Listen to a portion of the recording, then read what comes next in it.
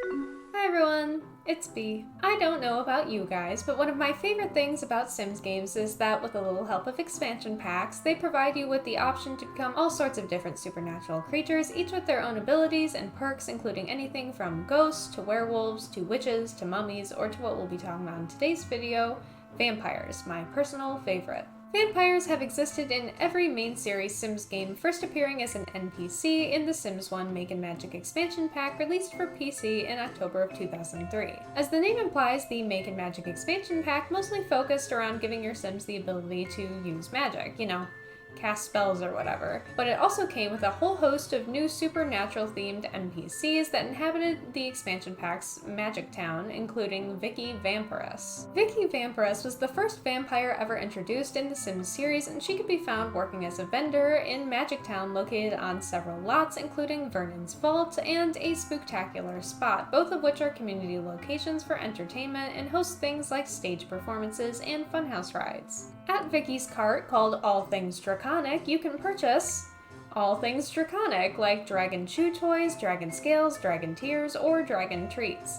The Makin Magic expansion pack also introduced a dueling system where Sims could battle each other with magic, and Vicki Vampiress is notoriously difficult to beat in battle. A few other things to note about Vicki in regards to her being the first vampire in the series is that although she carries garlic as an item for sale at her cart, she does state that it makes her very nervous, because she's a vampire, and although that is a very textbook vampire trope, Vicki is surprisingly not affected by sunlight, something which is also usually another very textbook vampire trope. Though there was no actual way for players themselves to become a vampire in The Sims 1, casting a beauty or beast charm could make the player look like a vampire for a short period of time. Vampires in The Sims 1 are generally characterized by having light green skin and dark clothing, something which would change quite a bit throughout the rest of the Sims series. Vicki herself really stands out from every other vampire that will be introduced throughout the series because she has a very unique snake-like appearance, which kind of reminds me of Queen Akasha from Queen of the Damned, kinda?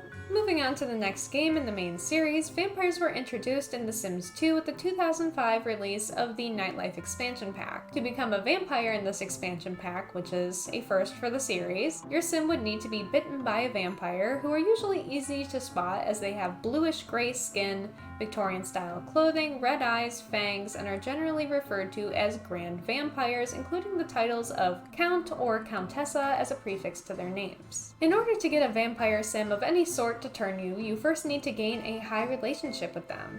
After being turned, your Sim gains a whole host of new abilities, including being able to turn into a bat, never aging past adulthood, and best of all, having static needs during nighttime, meaning that once the sun goes down, you don't have to take care of your Sim's needs until the sun comes back up. There are a few downsides of vampirism in The Sims 2, however. For starters, vampires, if exposed to sunlight, begin to deteriorate very quickly, and if they don't run back inside before it's too late, they will burn up and reduce to a pile of ashes, so it's extremely important to heed their nocturnal lifestyle, as the consequences of not doing so are pretty severe. A few other little fun facts about the vampires in The Sims 2 is that they cannot see their reflection in mirrors, another very textbook vampire trope, and in fact, looking in a mirror actually makes them pretty upset. Other than not having a reflection, being able to turn into a bat, sleeping in a coffin, and burning up in sunlight, there are no other vampire stereotypes that affect Sims 2 vampires, so go ahead and eat all the garlic bread you want. It's also important to mention that should you get sick of being a creature of the night, your Sim can get a hold of some Vampiricillin D obtainable by the Matchmaker NPC, who can be summoned by contacting the matchmaking service by phone or by having a witch brew the potion for you.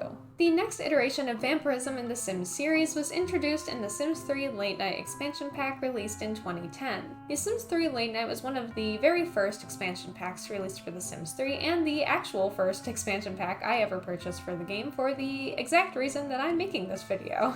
In the Late Night expansion pack, you cannot begin the game as a vampire, rather you need to head out on the town and find one to turn you. Vampires in this expansion pack are not as easily spotted as they were in the previous two games in the Sims series, as they have much more natural skin tones, having more of a greenish glow to their skin rather than having actual green or blue skin tones as they did in older games. Vampire Sims also have glowing eyes, neck tattoos, and fangs. Their presence is also, more often than not, indicated by the hunted moodlet that appears when they're nearby, indicating that there's a vampire in the area, on the prowl, basically. In order to be turned similar to The Sims 2, all you really need to do is gain a very high relationship with any vampire sim, romantically or not, and ask them to turn you. Within 2 to 3 days of being bitten by a vampire, your sim will start to complain of having a mosquito bite that's bothering them, and then soon after, the vampirism will take over. Vampire sims in the Sims 3 Late Night expansion pack will gain access to vampire lounges like Plasma 501. Non-vampire sims can technically enter this lounge so long as they bribe the bouncer, and if you're looking for a quick way to find vampires that could turn you, this would probably be a good place to look. Vampires are introduced for a second time in The Sims 3 with the 2012 release of the Supernatural expansion pack, which introduced many new playable supernatural sim types to the game. The major difference between becoming a vampire in the Late Night expansion pack versus the Supernatural expansion pack was the ability to choose to make your sim a vampire in the Create a Sim screen, rather than having to wait and find a sim to turn you after you had already started the game. Sims 3 vampires also have quite a few abilities, including hypnotism, the ability to read minds, the ability to learn faster than the average sim, and can intimidate other sims by baring their fangs at them. They can also run extremely quickly, their hunger meter is replaced with thirst, and they age much slower than normal sims. Vampires in this game have a few different methods of meeting their particular needs. If they should choose, they can fulfill their thirst by drinking from other sims. Depending on the vampire sim's relationship with the sim they'll be feeding from, they'll either bite them on the wrist or on the neck, and doing so will cause the sim that they drank from to become drained, which will affect them for a full 24 hours before they can be drank from again. Personally, whenever I play The Sims 3 Supernatural expansion pack, I usually have one vampire sim and one non-vampire sim in the household so that the vampire basically has a lifetime supply of blood living with them. Vampires also have the ability to hunt for prey. Doing so shows which sim on the lot has the best plasma, and using their vampire powers, they can hypnotize and manipulate their way to having the target sim allow them to drink from them. If vampire sims do get desperate though, they can always get plasma, the sim's term for blood, from the local hospital or grocery store. There is also an option for vegetarian vampires in The Sims 3 as well, if you feel like taking the Cullen family approach. Instead of drinking actual plasma from actual sims, your sim can consume plasma fruit or plasma drinks that are available as a quick meal option when interacting with the refrigerator. Sims 3 vampires can still eat normal food, however normal sim food will not do anything to decrease their thirst. And, as vampire stereotypes dictate, Sims 3 vampires cannot eat garlic, which is a first for the series. If they do eat garlic, they will become sick, nauseous, and they can even pass out from it. Vampire sims still have the option to sleep with a coffin, and I say with rather than in because in The Sims 3, vampire sims will float above their stone slab coffin beds, should you choose to have them sleep there rather than a normal bed. And while they sleep, they have a VVV appear above their heads rather than a ZZZ like a normal sim, and after a good night's sleep, they will have the slept like the dead moodlet. Another new thing introduced in the Sims 3 iteration of vampirism is the genetic aspect. In the Sims 2, vampirism cannot be passed down to children genetically, but in the Sims 3, it can. Though baby Sims with a vampire parent aren't born with full vampire capabilities, signs begin showing very early. While they're toddlers, they learn super quick and tend to bite the necks of their toys, and throughout their child and teen years, they slowly gain more and more abilities until they become full-fledged vampires as a young adult. And now for the downsides of being a vampire in The Sims 3. The vampires in The Sims 3 don't turn into ash when exposed to sunlight as they do in The Sims 2, they are still negatively affected by it. At first, smoke and sparks begin to emanate off of a vampire sim when they've been in the sun too long, and eventually they'll pass out and temporarily lose all of their powers. The major weakness of vampire sims in The Sims 3 is their thirst. If they let their thirst motive deteriorate completely, they will turn into ash, the Grim Reaper will appear, confirming that the sim is for sure dead this time, and then they will reappear as a vampire ghost, something I'll talk about in another video coming up soon.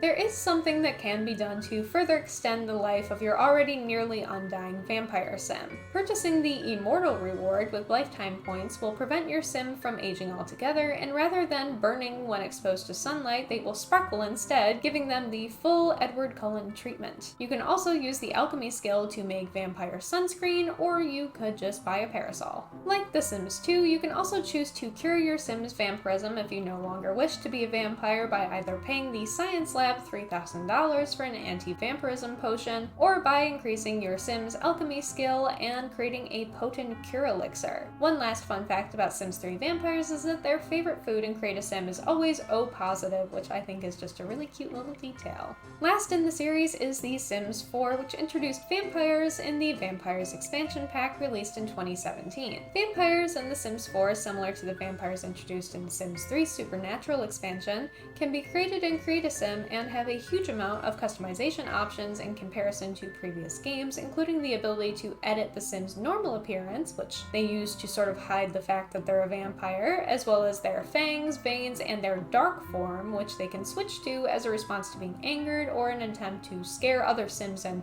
reveal the fact that they're a vampire. Ooh. Your Sim can also become a vampire the old-fashioned way, if you prefer, by asking a Sim who is already a vampire to turn you. After doing so, your Sim will be bitten, and then very Interview with the Vampire style, the Sim will offer you their blood to drink, and then shortly afterward, your Sim will get the strangely hungry moodlet, then the disgusted by food moodlet, then the appetite lost moodlet, and then soon after they will complete their transition. The whole vampire process is much more dramatic in this game than it had been in the previous ones. Sims 4 vampires have different ranks, which is a system that had not been used in any other game in the series. The vampire ranks range from vampire fledgling to grandmaster vampire, and a Sim's ranking can be increased by fighting with other vampires, researching vampire lore, using their powers, drinking plasma, or being mentored by vampires of a higher rank than them. Perks of increasing a Sim's vampire rank are the addition of new powers that become available. There are a total of 25 different vampire powers, including the ability to transform into a bat, like in The Sims 2, the ability to read and control the minds of other Sims,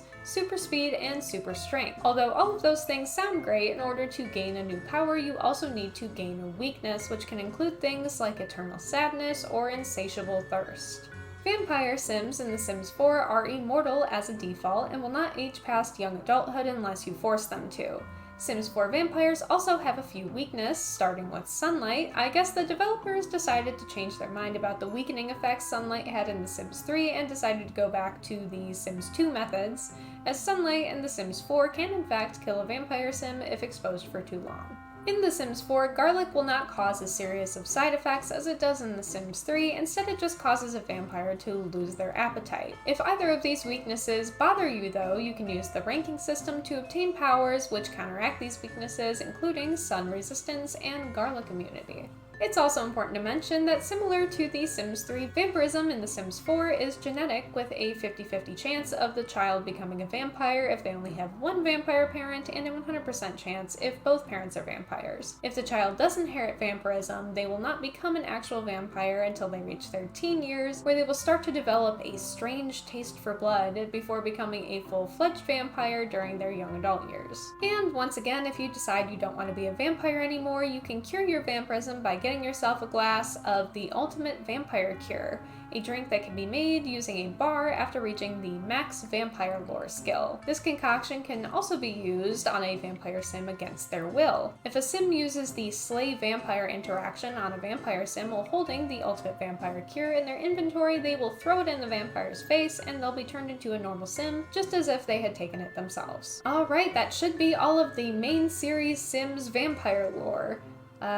Try saying that 5 times fast. I had the idea to start this series the other day while I was playing the Sims 3 Supernatural expansion pack, which is one of my favorites, and I had put up a poll on both my Instagram and Twitter asking what everyone's favorite supernatural being was, and vampires won by a long shot, and they're my personal favorite. So I figured what better way to start off a series talking about the history and lore of each type of supernatural sim than by talking about everyone's favorite creatures of the night. Let me know down in the comments what version of Sims Vampire is your favorite, and as always, thank you all for watching. I hope you all have a good day or night or whatever time it is wherever you are, and I will see you all again next time.